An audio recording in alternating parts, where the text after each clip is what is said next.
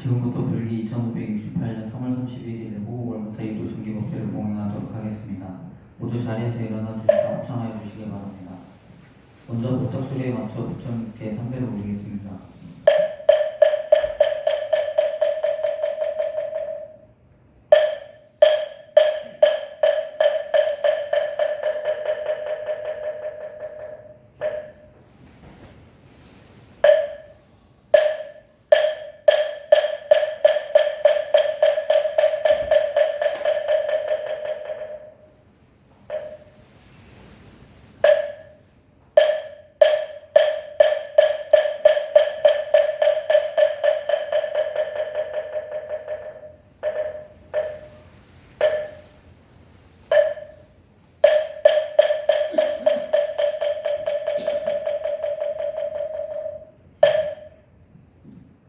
먼저 볼 것은 성모님께 기이한 선교의를 듣도록 하겠습니다. 법요지 11페이지를 참고해 주시기 바랍니다.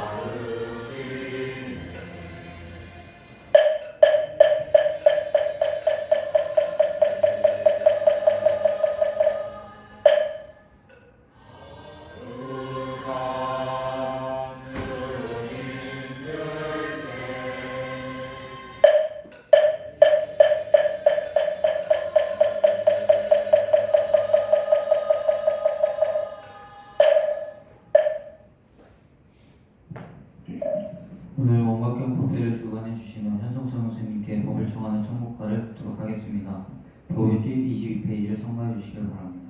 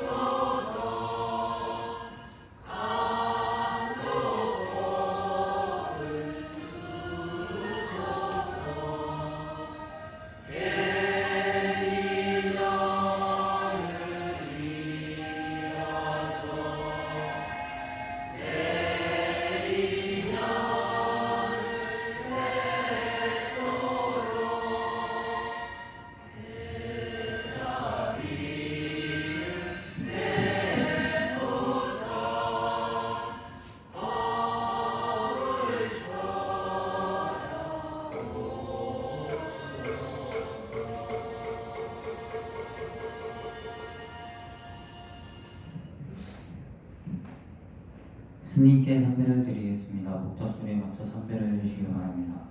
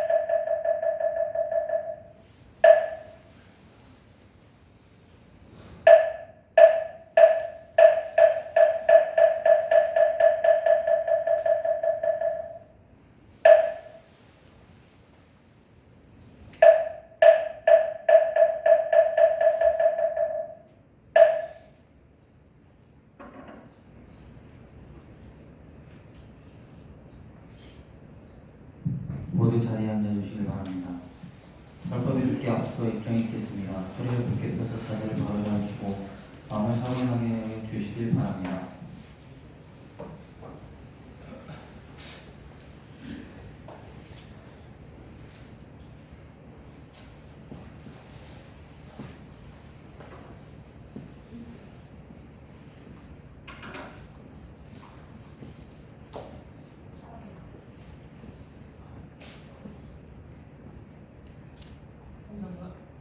상담사 전화번호 내가 보냈거든. 네. 그걸로 전화.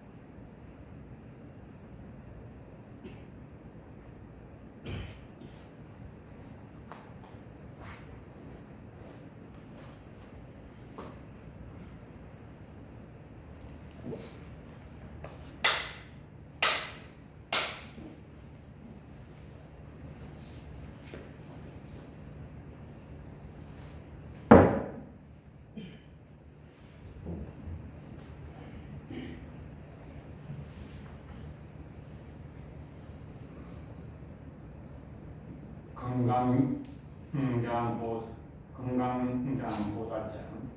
그때 건강장보살이 대중 가운데 있다가 자리에서 일어나 부처님 발에 정리하고 오른쪽으로 3번 돌고 두 무릎을 꿇고 합장하고서 부처님께 말씀드렸다.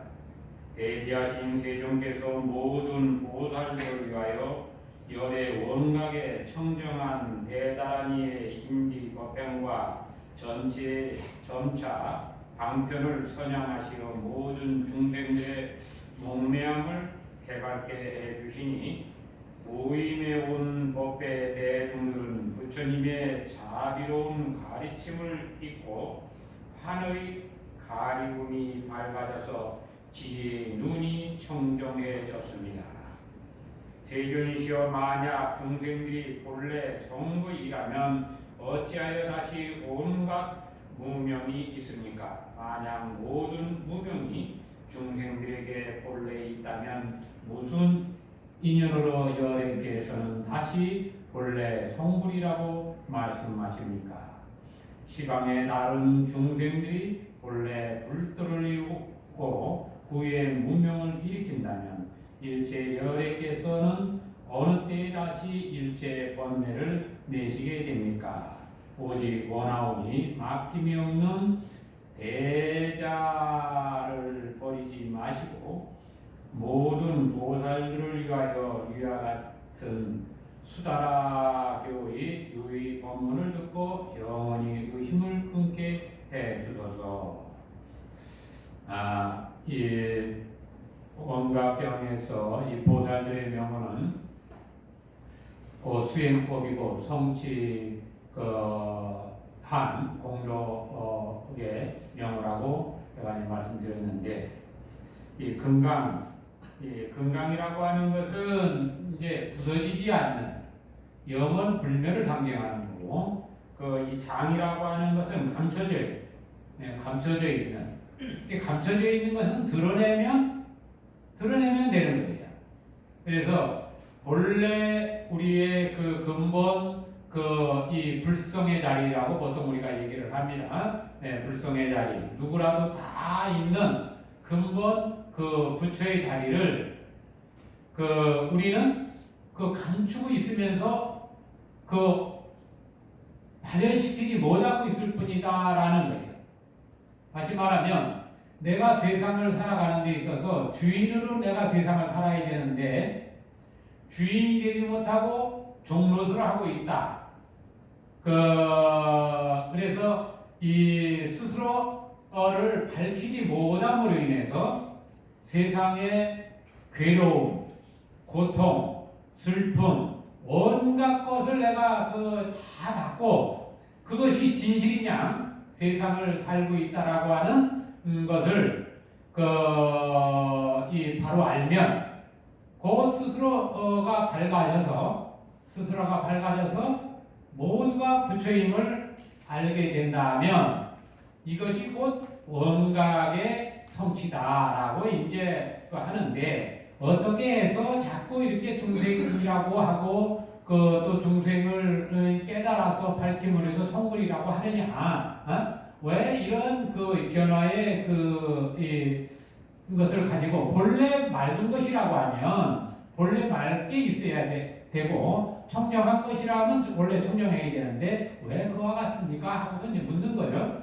그래서 이러한 물음은 우리가 이제 삶에서 여러분이 세상을 살면서 이러한 것들이 과연 얼마나 내 삶에 도움이 되느냐 이 부분이 이제 어찌 보면 우리한테는 가장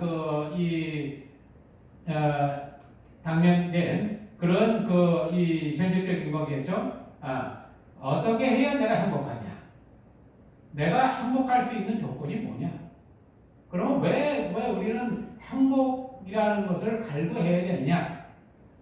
본래 행복한 지경, 기쁨이라고 하면 기쁨 중에 있어야 되는데 왜 우리는 그 기쁨이라는 것을 갈구하게 되고 고통이라는 것에 벗어나려고 하느냐는 거죠. 본래 고통도 없고 기쁨도 없는 것이라고 하면 그냥 우리 자유롭게 여유하게 세상을 살면 되는데 왜 이렇게 우리는 생사라고 죽고 사는 문제를 우리는 늘 맞이하고 있느냐는 거죠. 제가 어제 동대 일산병원에 장례식장을 갔다 왔는데요. 93세에 돌아가셨어요. 이 불교인은 아니지만은 인연이 있어서 이제 가게 됐는데, 어쨌든 나이가 들어서 가든 젊어서 가든 가는 거는 슬픈 거야. 그러니까 저기 할 때 울고 그리 한단 말이죠. 네. 이 삶이라고 하는 것은 우리가 엄격하게 보면 변화하는 것인데 변화하는 것을 두려워하니까 두려워하는 변화를 두려워하다 보니까 모든 것들이 다 이제 이 두려움 속에 들어가게 되는 거예요. 변화한다는 사실이 진리예요. 우리가 세상에 나왔을 때는 시간과 공간을 가지고 나와요. 시간이라는 건 계속 흘러간단 말이지. 그런데 우리 원각경에 보면 원각경에 이 원각경을 설할 때 물음을 던지는 보살이 몇 명이냐면 12보살이에요. 12보살. 그러면 이 경전을 설하면서 묻는 이 보살들이 12명이다. 왜 12명을 했을까? 우리는 단순하게 그냥 12명의 보살이 물었구나 이렇게 얘기할 수 있지만 여기에는 경을 설할 때는 한 만다라가 형성돼요. 모양으로나 뜻으로나 어떠한 것으로도 그것을 완성시키는 그러한 것을 연출해내는데 여기에서 12보살이라고 하면 12보살은 뭐냐? 시간을 상징하는 거예요. 시간. 우리가 시간의 대표적인 것이 봄, 여름, 가을, 겨울이란 말이에요. 봄, 여름, 가을, 겨울 그 사이에 뭐가 있어요? 한절기가 있어요. 그래서 이것이 이제 12를 상징하는데 그 12를 상징하는 게 뭐냐면 우리가 이제 자축, 임묘, 진사, 오미, 신유, 술, 해 할 때 이게 12시예요. 그런데 여기에서 원각에서도 그 절차를 하나도 빠뜨리지 않아요. 12보살을 다 내세우면서 그 이치를 그대로 집어넣어요. 그럼 12, 이 12를 또 상징화한 것이 누구냐면 예수님이야. 예수님은 12제자를 또 상징화시켰어. 그래, 예수님은, 예수교에서는 뭐 예수님은 별도의 하나님의 그 아들이다, 뭐다, 이러 하지만 우리 불교적 입장에서는 예수님은 부처님 제자요. 부처님 경전 가지고 공부를 했고, 그 전에는 베다 경전을 공부를 했고, 그래서 이 예수라는 인물은 법화사상을 나중에 이스라엘에 돌아가서 법화사상을 피신 분이야. 그러니까 이 법화의 근본 이치, 사상을 그대로 폈기 때문에 예수님은 그대로 부처님 제자란 말이에요. 그런데 왜 예수교가 이 기독교, 개신교 변질이 됐느냐? 사도 바울이라고 하는 분으로 인해서 이제 변질이 돼요. 사도 바울은 누구냐? 예수는 율법을 깨는 작업을 했는데 사도 바울은 율법 대학자야. 그 당시에 엄청난 그런 능력을 지닌 지식을 가지고 했던 그런 대학자가 율법학자인데 율법으로 다시 예수의 사상을 뒤집어 씌워놓은 거예요. 그것이 요즘 성경에서 제시해 주는 거예요. 이 성경이 만들어진 것은 이제 콘스탄 대제가 이 기독교를 받아들이면서 그때 당시에 여러 경전들이 있었는데 그 중에서 몇 가지 경전을 갖다가 조합해서 만들었어요. 그런데 거기서 이제 빠진 것이 유다 경전. 유다는 예수를 배반했다는 사람이죠. 그런데 예수님이 유다한테 가르쳐 준 것은 7안식, 7식, 불교에서는 7식이라는 거죠. 예, 그것을 가르쳤기 때문에 사실은 유다가 예수의 적자라고 보면 돼요. 배신한 게 아니야. 그럼 나중에 요즘은 이제 BBC 방송이나 이렇게 학자들이 찾아서 예수의 생애를 다시 재조명하죠. 그래서 84세까지 살았다라고 하는 기록을 찾아내고 해요. 그래서 실질적으로 우리가 알고 있는 역사, 기독교의 역사는 여러 가지로 이제 이 감춰진 것도 있고 그 전에 예수 이전에 또 구약에로 들어가면 살벌해요, 살벌해. 왕권에서 죽이고 뭐 어떻게 죽였다, 그 살벌한 장면들을 그대로 해요. 그냥 왕권의 역사였던 거야, 그 전에는. 그러다가 예수의 등장으로 인해서 부처님 사상, 법화 사상이 들어간 것이 개신교예요. 그래서 이 12제자, 그리고 또 이제 공자의 사상에서는, 공자는 이제 주요, 유교의 근본 사상이죠. 거기서는 10대 철인이라고 해서 10대 제자를 상징하여요. 근데 부처님도 뭐예요? 10대 제자, 12를 상징하는 1200 아라한. 이렇게 10이라는 수와 10이라는 수를 부처님은 다 썼어. 유교에서는 공자님은 10이라는 수만 썼어요. 10이라는 것은 공간성이에요. 그래서 유교에서는 64개, 이 삼라만상을 중요시해요. 또 우리나라 이 대종교나 이런 데서 저기 하는 여기에서는 뭐냐면 이 천부경에서는 81자를 써요. 그게 9981이야. 이것도 공간성이에요. 시간과 공간이에요. 그런데 부처님이나 예수는 시간에 대한 것을 중요시했어요. 그래서 불교는 시간과 공간 이 두 가지를 다 했는데 예수님은 뭐예요? 시간만 또 상징화시킨 거예요. 그래서 오로지 시간과 공간을 온전하게 완성시키고 온전하게 표현한 것을 뭐라 하느냐? 이 원각이라 하는 거예요. 그래서 그 이 12시를 그 상징하는 그 이 시간과 그 이 공간을 상징하는 우리 이제 월화수목 금토일 7일을 쓴단 말이에요. 그 12달에 10일 이것을 곱한 것이 우리 몸의 이 차크라는 7차크라예요. 에너지체를 상징하지만 이 물질계의 공간성을 상징해요.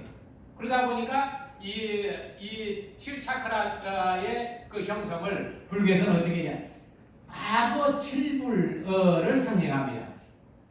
우리가 살고 있는 세계가 과거에는 여러 부처님들이 그 해왔고 지금은 누가 이 세계를 관장하는 세계냐? 서가모니 부처님이 관장하는 세계, 이 연화장 세계를 얘기를 해요.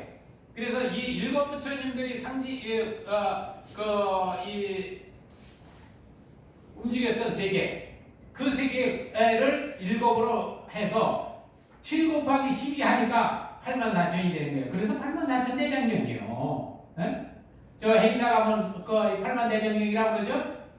그게 이제 84,000 대장경이란 말이에요. 이 84,000이라는 것은 그와 같은 거예요. 우리가 살고 있는 이 세계가 그대로 84,000 대장경이다 그 말이에요. 그러면 84,000 대장경에서 여러분이 이 머물고 있는데 이 대장경을 그 수관에서 여러분이 머물고 있어. 여러분이 그대로 깨달아서 알면 뭐예요? 그대로 깨달아서 여여한 금강장보살이란 말이야. 그리고 깨달아 안 그 즉시 그대로가 부처예요. 그래서 부처님께서 깨달아서 보니까 일체 중생이 다 부처님들하는 거예요. 부처 서가모니 부처님은 부처가 아니라 일체 중생이 그대로 다 부처예요. 그럼 어떻게 해야 되느냐? 내가 부처인 줄 알아야 되는데 부처가 돼서 부처 노릇을 못하니까 삶이 힘들어지는 거예요. 내가 먹고 입고 싸고 하는 것들이 알고 보면 뭐예요? 싼 거 다시 먹는 거야. 다만 변화해서 그 가운데 변화된 것을 먹는 거예요.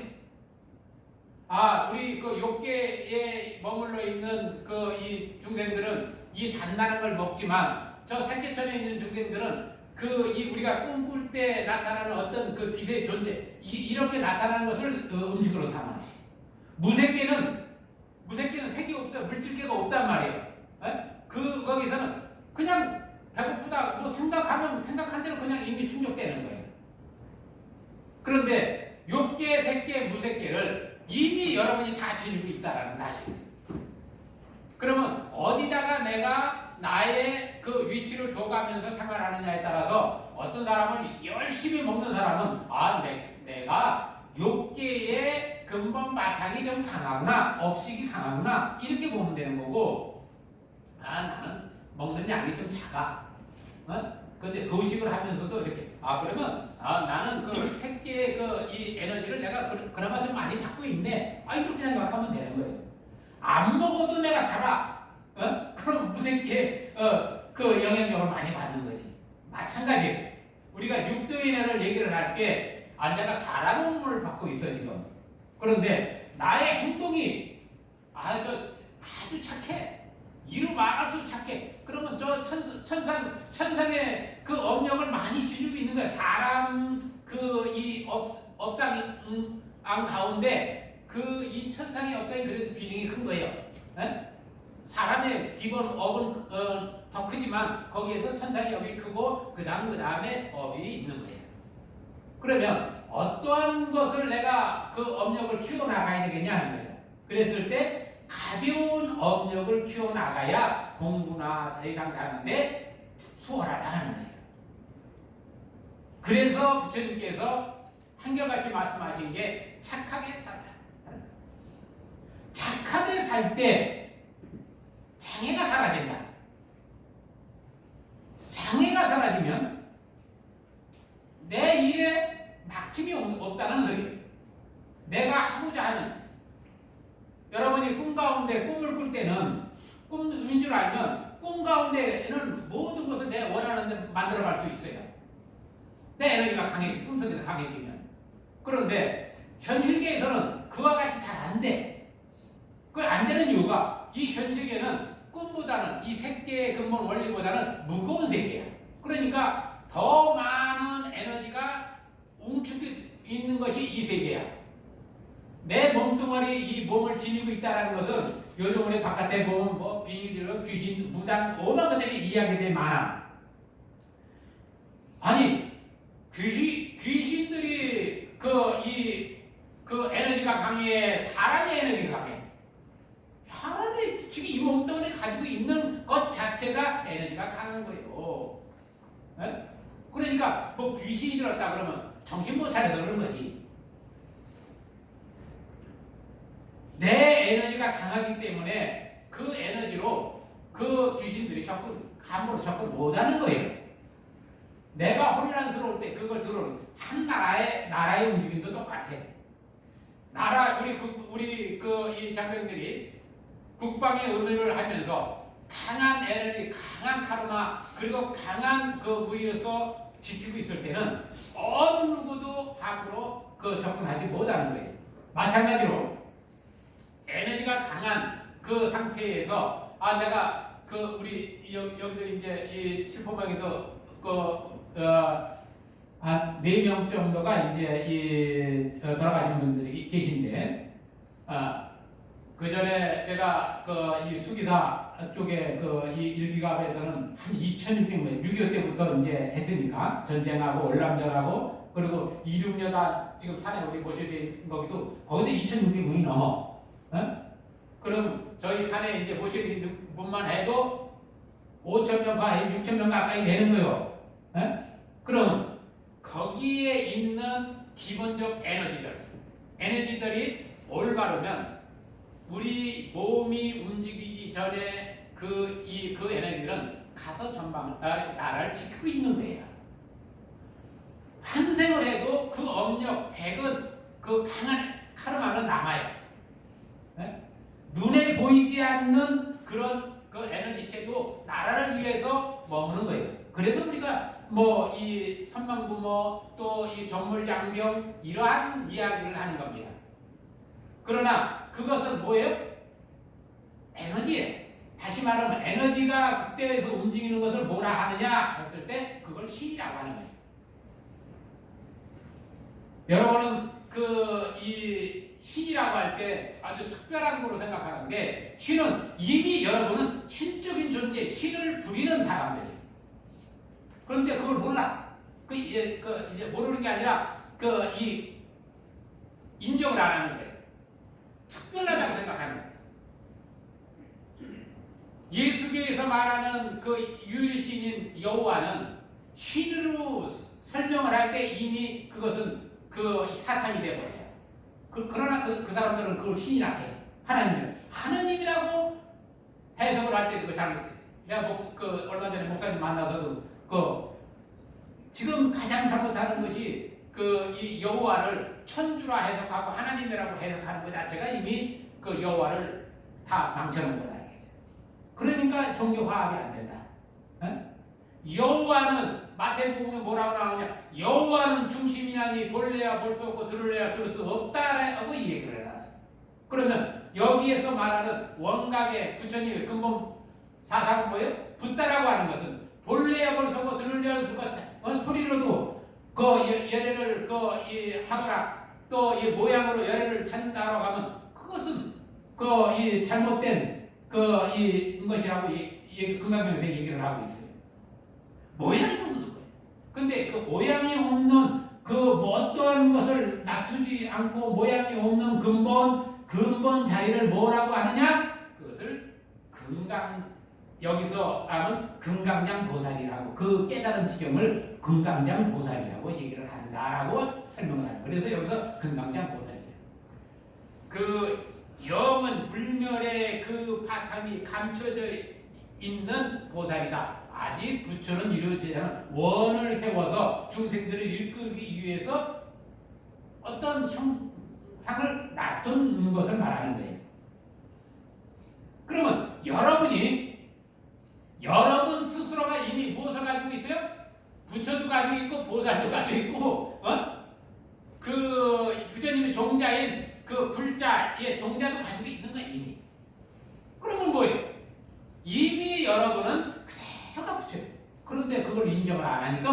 그래서 확신이 중요하다. 확신을 하기 위해서 어떻게 해야 되느냐? 첫째, 믿으라 하는 거예요. 그럼 그냥 믿느냐? 이해를 통해서, 완벽한 이해를 통해서 믿어라. 그 다음에 뭐에? 행을 하라는 거예요. 그 다음에 증득하라는 거예요. 이것이 수행과 이 믿음과 수행을 완성시키는 거예요. 그래, 이것을 신의 행정이라고 해요. 신의 행정이라고 해요. 아마 우리 그 국군 배우님 맨 앞줄에 아마 나올 거예요.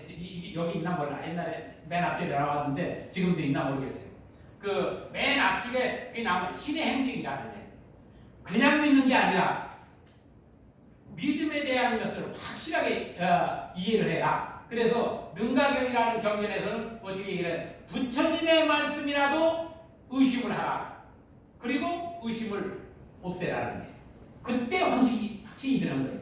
아, 내가 나를 모르는데 내가 부처요. 내가 부처인데 왜 이 모양 살아? 확신이 있으면 내가 부처의 지경이 들어가 그것을 증명해 보일 수 있는 거란 말이에요.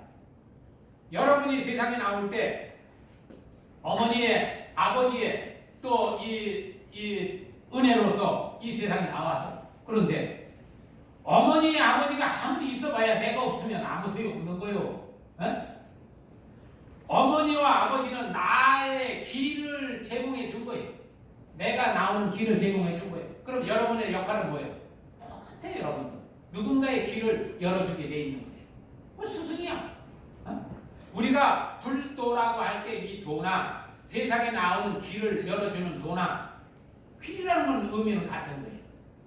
세상에 그래서 열애라고 하는 것은 더불어 왔다라는 거예요. 이 열애라는 말은 왔으니까 그 열애의 공덕상을 얘기를 할 때 제가 저번 주에 이 무상계를 말씀 읽어드리면서 열애라고 하는 것이 우리가 보통 이제 열애 절에 가면 그래 열애 시포 뭐 이럴 때 열애 응고 명명리 명행류 선소 세간의 무상사주 양부 천인사 불세조 해가지고 이렇게 얘기를 해.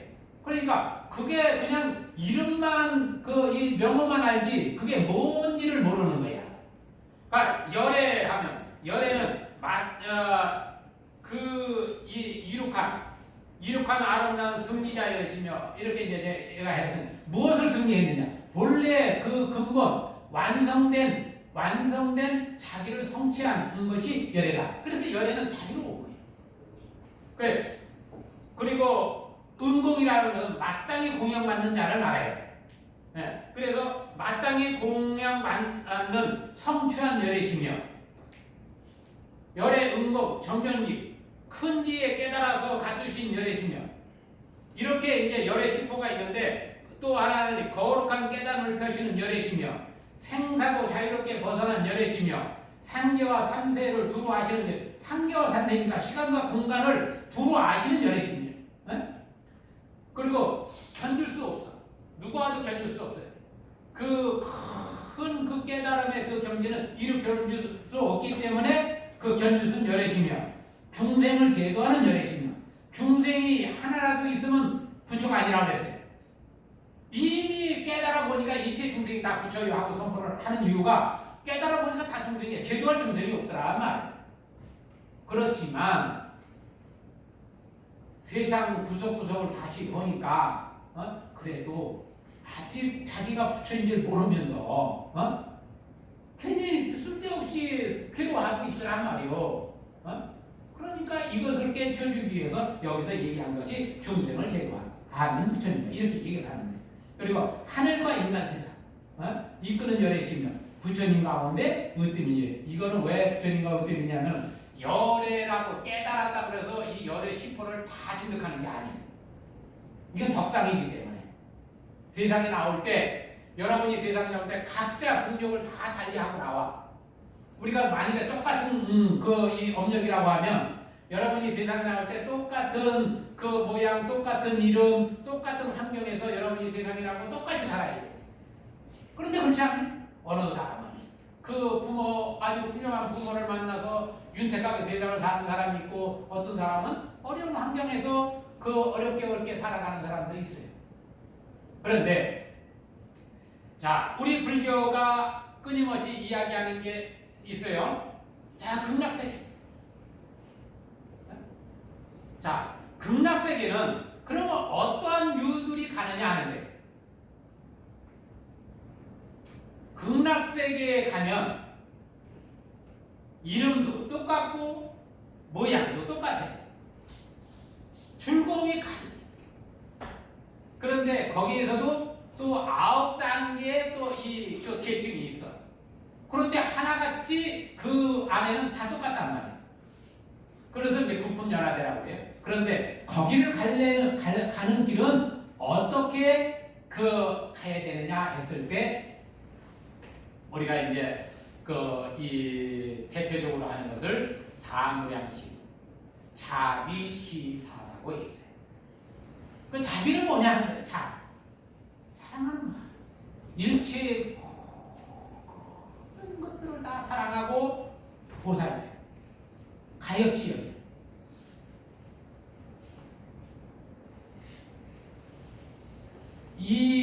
그 끊임없는 사랑, 악을 가질 때 내가 싫어하는 마음을 내지 않는다.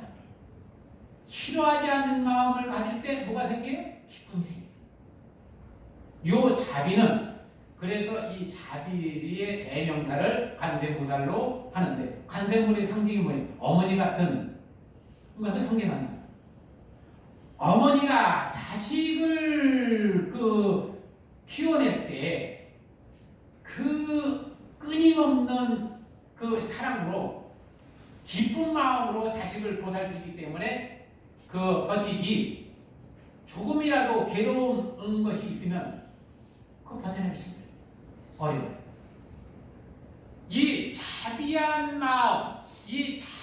마음은 다름 아닌 사실은 물질의 공덕상앙이 그것을 주기 때문에 어머니를 뭘로 상징해? 땅으로 상징하는 거예요. 그래서 여자를 뭐라 그래요? 여자는 땅, 하늘을 남자라고 해요. 어머니는 뭐든지 키워내고 먹여 살리는 역할을 하는 거예요. 그래서 어머니한테 기대는 거예요. 우리 이 땅에 그럼 어머니는 뭐냐? 그림자 같은 거. 의미예요. 다시 말하면 나타나 보여지는 거예요. 그런데 이 금강이라고 하는 이 여야한 것은 나타나야 보여지는 게 아니라 나타남이 없는 거예요. 아버지예요. 아버지의 역량으로 나타나 보이는 것을 그림자라 해요. 그걸 아들이라 해요. 그래서 우리가 불자라고 얘기를 하는 겁니다. 불자. 우리 불자라고 하는 건 석가모니 부처님의 아들, 이게 상징하는 게 아니라, 우리가 이 세상에 나온 것은 나의 근본, 여여한 근본 바탕이 여여한 무너지지 않는 그 금강좌에서 있으면서 후련히 모습을 갖춘 이 그림자다, 그 말. 이것은 영원한 것이 아니다라는 거예요. 그래서 예수가 뭐라 그래? 나는 여호와의 아들이다. 그거를 잘못 해석하니까 우리가 하나님의 아들이다 이렇게 해버려요. 그러다 보니까 나중에 이게 더 그냥 이야기가 완전히 돼가지고 어떻게 해요? 저 외계인이, 저 하늘 외계인이 와서 어쩌고 이렇게 하는 거예요. 그래가지고 또 외계인을 또 순상하는 종교 집단 같은 무리들 있어요. 외계인도 다 있겠지. 당연히 왜 없겠어요? 우리 지구에만 이 생명이 살았어?